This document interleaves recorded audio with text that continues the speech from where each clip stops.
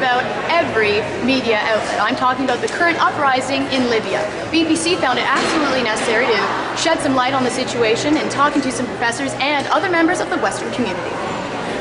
Taking note from their Egyptian neighbors, the country of Libya is now reforming and uprising against their government. A government that is headed and run by a dictator named Muammar Gaddafi, who has been in power for over 30 years. One of whom, in recent news, has turned tear gas and military power against his own citizens. What do you know about the current Libya situation? Can you shed any light on your feelings for it? Well, obviously the situation is absolutely horrible. I mean, the governmental leader should not be turning his military on his own civilians, and I really wish that the uprising in Libya was not as violent and was more peaceful. So, Michael, as an informed student on the current situation in Libya, what do you find most appalling about the uprising and the government's efforts to control it? Most appalling probably would be the fact that Muammar Gaddafi is actually, taking action to stop the, advances by the public to rise up against, and he's actually bombing them and everything like that. So, I think that's probably the most ridiculous part. What do you think a more appropriate effort would be? Well, obviously, it's he's not going to step down at this point, but I think for him, there's not much in his position that he could do. But from other countries' perspectives, probably neighboring countries could bring in their military forces to help bring him down. So, how about you shed some light on what you know about the current Libya situation? Okay, well, to be honest, I don't know too much about it. I hear little facts here and there. Sometimes turn on the news, sometimes open the newspaper, but I don't have deep knowledge about it. I don't hear too much about it. Well, I'm not that informed on the current crisis in Libya right now. I did read Barack Obama's speech, and I did think that he had a lot of interesting things, and that I think that something should be done, and I think that maybe states, being a big military force, they maybe need to order and have something. They've sat back for a while now. I know they've done that, and they have tried that. Libya has tried. The people themselves have tried to sort out the problem by themselves, but I don't know if they can do it all on their own. Do you think the media has done a sufficient job as far as reaching out to the younger population to get them informed? No, I don't actually. I know myself, I'm not as informed as I should be probably, and the student body, I've talked to some people on the matter, and I don't think they really are that informed. Well, maybe I'm biased because a lot of the young people I know follow politics pretty closely.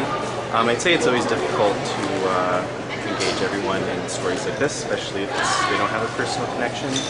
Like I said, I think partly because I'm from out west, a lot of people are in the oil industry, so they have a connection to it. Perhaps in Ontario, people don't have a strong connection to it. I'd say it's kind of hard to avoid the story in some ways through the internet and TV and stuff like that. Mr. Ferguson, thank you so much for allowing us to ask you a couple questions on Libya. Sure. We've done a couple interviews with students on campus here, and they're not as informed, perhaps, as they should be. Could you comment on perhaps the media's coverage on the uprising in Libya? Yeah, there's been a lot of media coverage on Libya. I think the thing of it is there's so much going on in the Middle East right now. It's kind of difficult to get focused in on a particular country, and we're overwhelmed with so much information about Libya to begin with that then it sort of became, okay, it's going on more and more, and people have a limited amount of attention, particularly in March around here, so it's hard to keep up with what's going on. Yeah. Can you comment a little bit more on Gaddafi's means of putting force on his own people? Can you please comment on that? Sure. Look, Gaddafi's crazy, okay? He is a lunatic, and he's been in charge of his country for decades. Since I was about the age of my young son, okay? And he will, at this point, use any means necessary to hold on to power. This is one of the problems with what the International Criminal Court just recently did, which is to just say, we're going to come after Gaddafi and all of the higher-ups in the Libyan government because it gives them no way to exit. So, whereas in Egypt, Mubarak had a means to exit. He could just go hang out on the Red Sea in his villa and spend some of his money. Gaddafi's got nothing to lose. They're going to throw him in prison or try to throw him in prison if he leaves peacefully.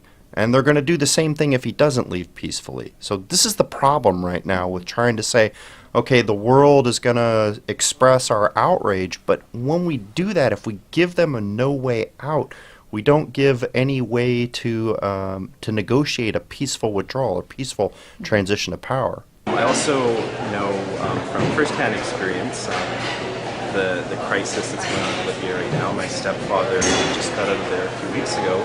He's a manager of a drilling company in Libya who works for an American firm. So many people who are outside of Libya, who work in Libya, were trying to flee the country, and particularly oil was a big issue in Libya.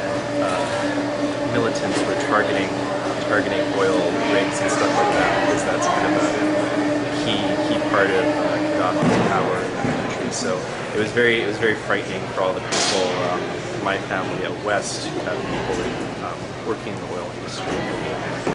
Despite the efforts of protesters, Libya seems to have a long road ahead of them. And despite media's efforts, it seems that UWO students aren't as informed as they should be. And although other countries are contributing, it is no wonder that Libya still, to this day, feels very alienated and alone, alienated especially by their own government.